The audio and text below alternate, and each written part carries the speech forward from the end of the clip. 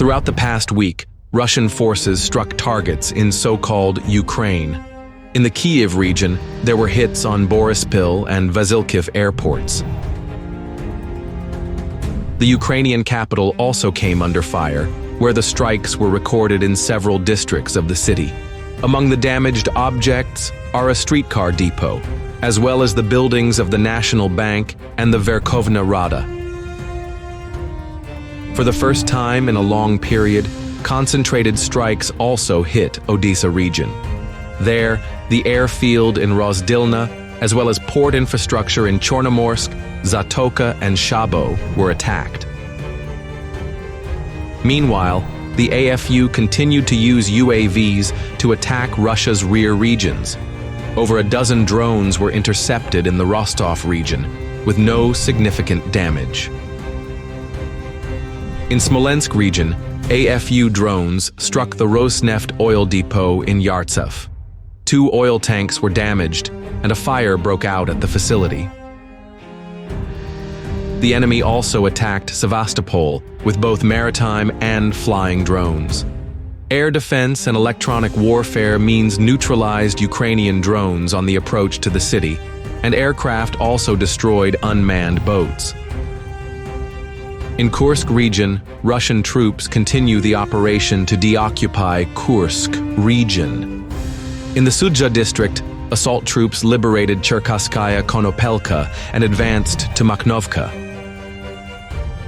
And to the north, Russian armed forces units have established control over the village of Agronom. The settlement is the last AFU stronghold east of Sudzha. At the same time, the AFU launched a missile attack on Lvov. An 8-apartment 2-story house and power lines were damaged.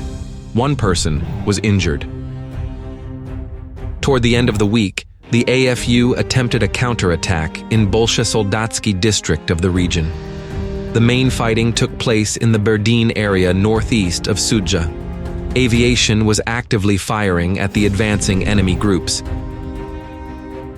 On the Slobozhanska direction, fighting continues in the vicinity of Hlibokhe, as well as in the center of Vovchansk. At the same time, the AFU is shelling border settlements in the Belgorod region. In the Kupiansk-Svatovi direction, Russian units were able to advance on the southern flank. Assault troops cleared the pocket between Berestov and Lozova, knocking the enemy out of several strongholds. In the neighboring Lyman direction, Russian servicemen broke through the AFU defense in the south of Terny. At the moment, basements and ruins of houses in the settlement are being cleared of remnants of the AFU. In the Siversk direction, Russian units managed to gain a foothold in one of the forest belts south of Bilohorivka. And further south, assault groups occupied part of the enemy strongholds north of Ivano-Dar-Ivka. On the Artemovsk direction, Russian forces expanded their zone of control in the Severny micro-district in Chasiv Yar. Advancement was recorded in the area of the railroad towards workshop number 4 of the refractory plant. In the Oleksandro-Kalinove direction, Russian troops occupied most of the Toretsk built-up area. Russian units advanced in the central part of the city in the area of school number 5 and the waste heap of mine number.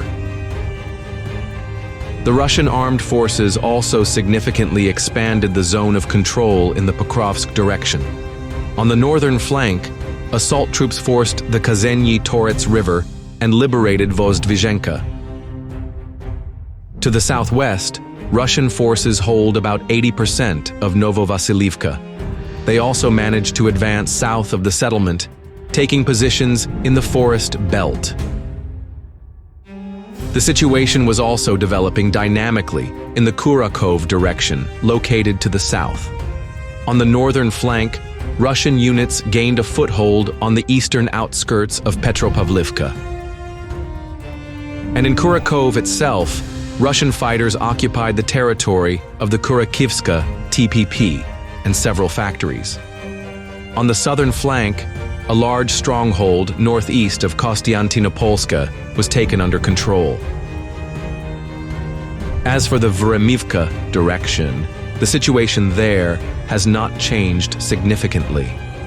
The main battles took place in the vicinity of Velika Novosilka and north of Blahodatne.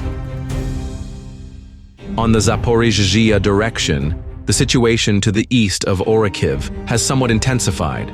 There, Russian fighters liberated Luhivska and launched battles in the vicinity of Bilohirya. On the Kherson direction, the AFU continued shelling the left bank of the Dnipro River. One of the strikes hit the Central District Hospital in Oleshki. The head doctor was injured and his deputy was killed.